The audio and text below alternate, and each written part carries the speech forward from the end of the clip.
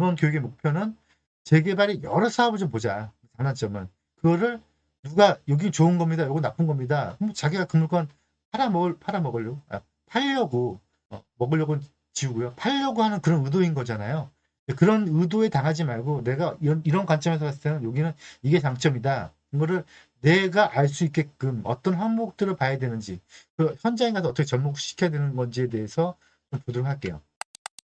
우선 그러려면 사업이 되게 많다는 걸 알아야 돼요. 사업이 되게 많아요. 지금 보시기에 주택재개발, 옛날 주택재개발부터 시작한 도시정비법에 의한 주택재개발, 도시정비형 재개발, 재건축, 그 다음에 신통, 우리한테 많이 알려진, 그 다음에 모아타운, 역세권 활성화, 역세권 시프트, 역세권 시프트하고 역세권 활성화도 비교를 잘 모르시는 분들이 많아요. 근데 이제 이런 것들에 대해서 이런 여러 가지 사업이 어떤 관계 법령에 의해서 움직이는지 이제 이 파트를 알아야지만 그래야 장단점을 알 수가 있는 거죠. 뭐 법령이 뭔지도 모르면 여기는 고스톱을 치고 있고 여기는 포카를 치고 있는데 고스톱을 치는 사람이 포카 룰을 적용시키면 안 되는 거고 포카 치는 사람이 고스톱 룰을 적용시키면 안 되는 거죠. 그러니까 그거에 대한 룰은 가장 핵심은 법이잖아요. 그래서 각각 사업에 대해서 뭐 은평뉴타운이 도정법을 알고 있는 사람도 많아요. 은평뉴타운 도시개발법이었는데 모아타운이 재개발에 의한 도시정비법으로 진행되고 있다고 생각하시는 분들도 많아요. 아니라는 거죠. 그건 소유정사법이잖아요.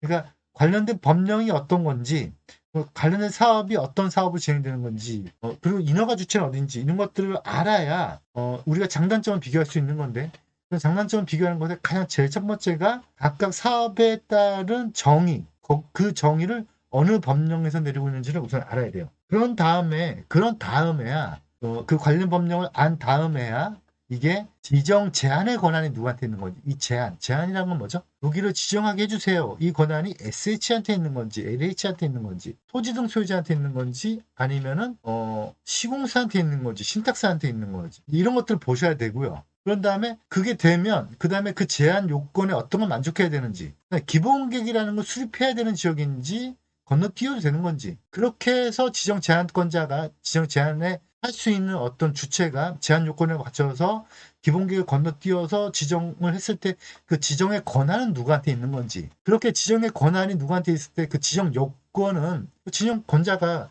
자기 마음대로 할 수 있는 건 아니겠잖아요. 또 그러면 법률의 요건은 어떤 건지 그때 당시에 그 지정권자가 어떤 단계에 생각할 수 있는지 그 다음에 시공사 선정 시기는 언제인지 이건 또 왜 중요하냐면요. 시공사 선정 시기가 언제냐에 따라서 마중물, 이 사업을 추진할 수 있는 돈이 미리 들어오기도 하고 안 들어오기도 해요. 시공사 선정 시기는 언제인지. 계속 보다 보면 조합원 아파트 분양 신청을 언제까지 제한하고 있는 건지, 권리 산정 기준이 언제인지, 또 세입자 대책이 있는지 없는지. 없는 사업도 많잖아요. 없는 사업은 세입자가 만약에 상가 세입자가 있어요. 그러면 10년을 주장하면 그 사업은 진행이 안 되겠죠. 세입자 대책이 있는 사업장이고 그래서 뭐 공치법, 옛날 토지수용법이죠.